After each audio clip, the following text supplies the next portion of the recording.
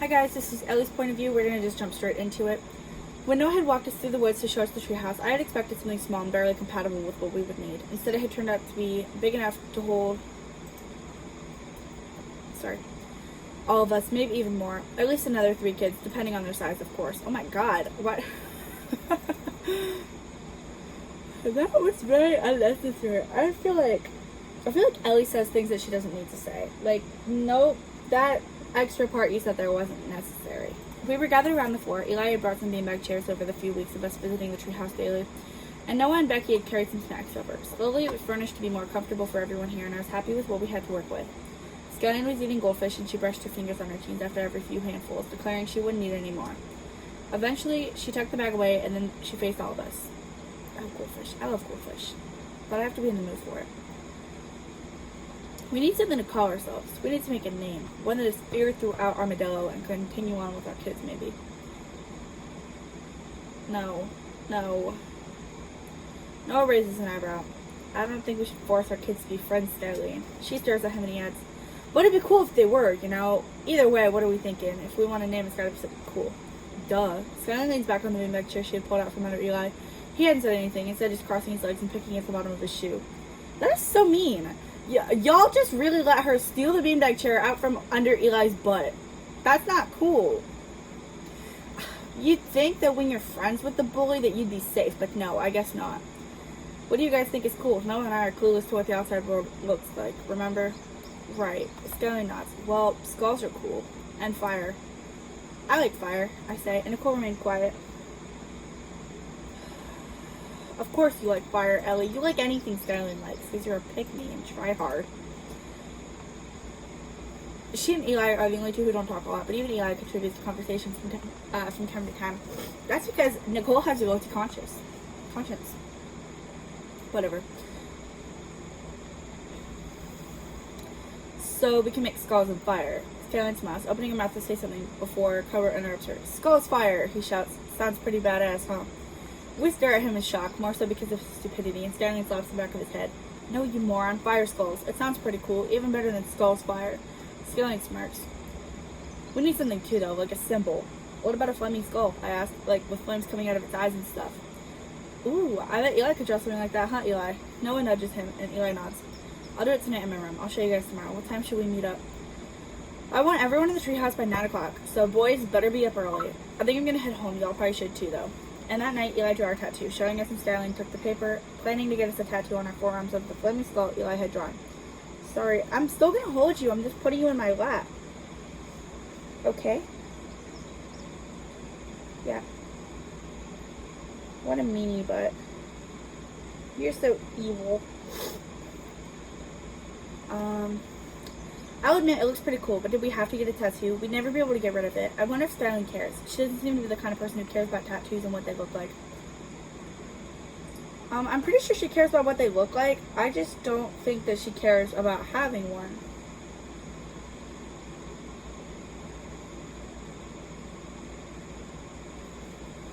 Oh, sweet. Oh, not sweet. That's not what I'm waiting on, but okay, I'll take it. Hey, fatty, your food bowls are coming. She's got one. Don't think I'm abusing her. She has food and water bowls. I just ordered different ones, so that way they match her as she gets bigger. My nose is so itchy. I wish she did. Nonetheless, I went with them in the morning to get a tattoo. Skyline had even forged parental signatures so her dad's old friend could hook us up. You don't even know all of your friends' parents' names. Let's be real here. How did you forge their signatures? Actually, this is going to sound really mean. But I guess, like, Noah's dad is kind of a legal guardian for Eli, so all you got to do is forge his signature. And with him kind of being, I guess, disabled, it'd be harder for him to sign for himself. So that wouldn't probably be too hard to forge. And then I guess you would know all of your other friends' parents' names. Except for Becky. Like, how'd you get Becky's dad to sign his signature? Exactly.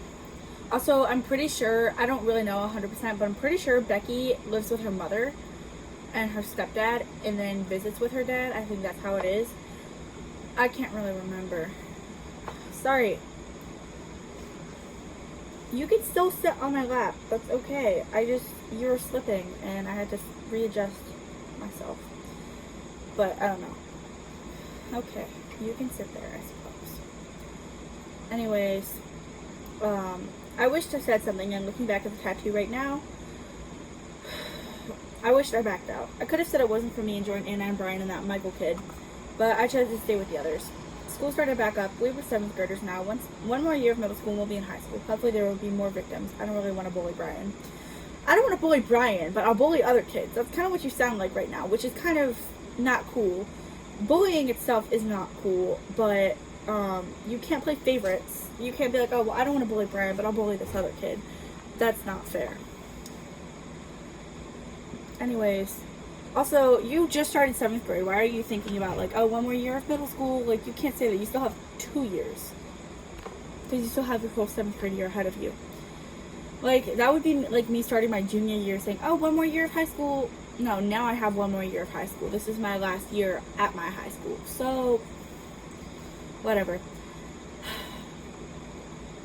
School, never mind. I'm not the only one either. Nicole apologizes to him, and Becky simply refuses to join in, whether it's an apology or actually harming him.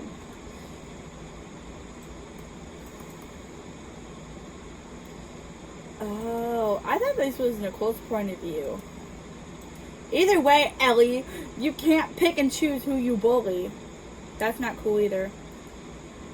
Skyline slapped books and stuff out of Brian's hands, and I saw her rip his book once. It was thick, and I was shocked to see how easily she pulled it apart, crumpling it up while he stared in anger at her.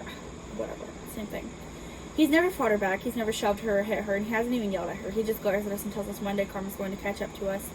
I hear Noah telling Eli often about how he wants to hurt Brian. Apparently Brian isn't nice to Nicole, but I know that's a lie. Oh. What? Back before the second apocalypse, Brian was always kind to her. He was kind to everyone. He held open doors, smiled at people, complimented people, and he was actually kind of cute. Kind of cute. That didn't exactly change. Babe, that didn't change. I figured Nicole liked him as more than just friends, but then they had a falling out. After I started talking to her, Brian had admitted that he didn't care for me, and I was okay with that. I wasn't his biggest fan either, but I still supported him. Now Nicole and Noah were dating, and Brian was slowly drifting further from her. I think they're meant to be, though, but I can't tell her. She might become offended. Oh, she will. She definitely would. Instead, I just let them think they're happy. Nicole and Noah, I mean. I don't think he loves her. He yells at her a lot, but it's none of my business. I liked Eli, and that was my business. Before we knew it, we were in high school, entering in as freshmen. No, really! What else would you be when you enter the high school, other than, like, year 9s? But you guys are in America, so you're freshmen. You think you're a senior going into the high school? No, you're a freshman. Our tattoos meant little to almost all of us, except for Skyline. She took it a little too seriously, and I wondered if she'd grow out of this little gang thing. It's mostly just bullying. A few weeks into the school year, a new boy came into class. His name was Trevor, and he had blonde hair and an eyebrow piercing. He also had a little nose stud, and he was kind of cute. I still liked Eli, though. Luckily, we were all in the same classes this year, so I could look back at him if I wanted. Unfortunately, Brian was here too, so I had to look past him, but I would deal with it. Oh my god, that's so freaking rude. You're talking about how, oh, I don't want to bully Brian, but unfortunately, I have to look at him. Trevor sat in front of Skyline, and we were given a worksheet to do. Mr. Barbosa let us go to lunch quickly. Probably already tired of these new boys' antics. In the cafeteria, Skylar watches for Trevor. She skipped by to get lunch for herself, instead waiting for him to come out of the line so she knew where he sat. When everyone had sat down at our table, she smiled menacingly. You guys, I smell a new victim. We all shared an awkward glance. What were the odds we were all in the same class, so we knew exactly who she was talking about? Eli even glanced over at the kid. So what do we say we go over and introduce ourselves? Skyline smirks, getting out of her seat and starting over to the new boy. I was hesitant to follow her, but I managed to go over about halfway between our tables. You look like you're on drugs. Trevor had sat with Anna and Michael, and I was surprised he hadn't bothered to ask Brian if he could sit there. Maybe he thought Brian was weird too. Oh, I don't think he does, but whatever. She asked him something, and he just stared at her. Corbett snuck over behind Trevor, and he pulled out his chair, causing him to fall. Trevor clambered to his feet, glaring at Corbett and Skyline, and I heard him ask what he did to them. Nothing, Skyline shrugs. I just think it's funny that you're new here and need to be taught a lesson. A lesson? Oh my god. A lesson of what? Trevor practically spits. I didn't do anything to you guys. Neither did Anna or Michael. Leave us alone. Make me. Skyline shoves him, and he pushes her back. Okay, look. I'm not trying to sound sexist here, but why would you, a woman, willingly, like, try to fight a guy who would probably win because he's just naturally bigger than you? because men are built to be stronger than women. Why would you pick a fight with a guy built to literally hurt you? What the heck? He looked like he was going to hit her and start a real fight, but then he pushed past her, leaving the cafeteria. I watched in amazement. I'd never seen someone talk back to Skyline like that. She glared after him, then turned him in on Michael. Y'all are losers too. Don't let his piercings fool you. We went back to our table, sitting down and glancing over to their table periodically. Maybe Skyline should have waited to do something to him, because I think she made an enemy. Obviously. Obviously nobody at the school cares for her, but at least they fear her. Some respect her, but not all. But she's never had an enemy. Everyone is just scared of her. Trevor clearly isn't. Which would mean she would have to put him in his place, and it would lead to a whole new victim if he ended up continuing that uncalled for behavior. Uncalled for? She literally tried to pick a fight with him, and he put her in her place. Yeah, he did. After lunch, we were in class, and Skyline was behind Trevor again. She kicked his chair, and it screeched, which drew attention to him.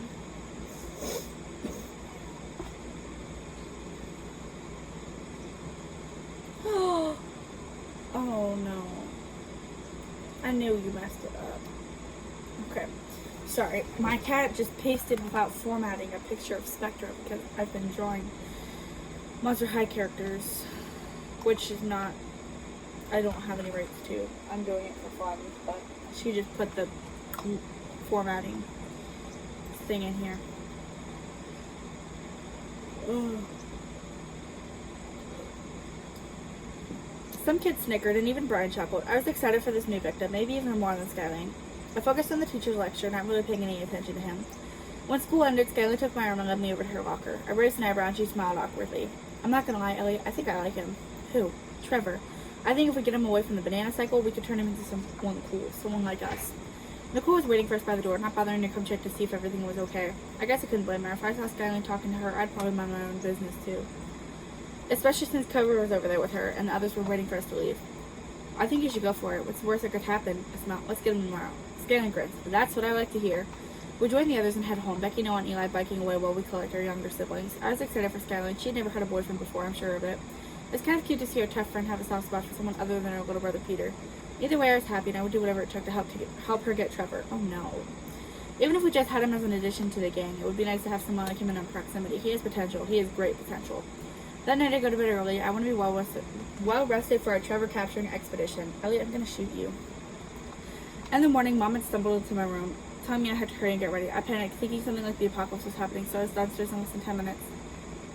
She was at the table with Dad and Elle, who was also dressed quickly. You could tell because his hair was messier. Clearly, he had just woken up. Is everything okay? I asked, pulling out a chair. Mom nods. Yeah, I just accidentally overslept. Wouldn't want you kids to miss school, you know? Normally, I would have told her that missing school would be the least of my problems, but I wanted to go to school today, so I was thankful she woke me up. Skyline and I had a plan to put into action. No, you don't. You guys just are gonna figure it out as you go. I met up with the others, and Skyline snorts when she sees Elle's bedhead. Did you guys just crawl out of bed or something? Yeah, I smell. Mom accidentally overslept, but we're here. Are you still on for you know what? I didn't know Skyline had told the others, but I guess being discreet, it sounded even worse. Yeah, don't say it like that. I'll tell everyone when we get to the middle school. Hopefully he isn't in class so we don't have to whisper. We walked through the school and Trevor wasn't in the classroom. Over the last few years, cars have become more popular, though they were still a rarity and people still walked or used horses. Kids still biked, even if their parents had cars to drive them in. I didn't mind walking, but I was still thankful to sit down when we got to the room. Skyline told everyone in a hushed voice about how she wanted to befriend Trevor, even though he was originally going to be a victim of our bullying. Everyone agreed to help her try to get Trevor, and I was excited. Nicole was quiet, just sitting there not saying anything. I wonder how she would feel about a new member of our group, or if she didn't like that Skyline was behaving this way. Either way, Trevor would be ours. He came into the room and sat down in front of Skyline as usual. Things were normal, and she didn't even smirk at him when he came in. She always smirked at Brian. It's her sign that she was going to bully people. Mr. Barbarossa came in and class began. Today would be interesting. Next is Brian. So let's see how he's feeling about Nicole and Noah, because I feel like that's a good spot for him to be right now.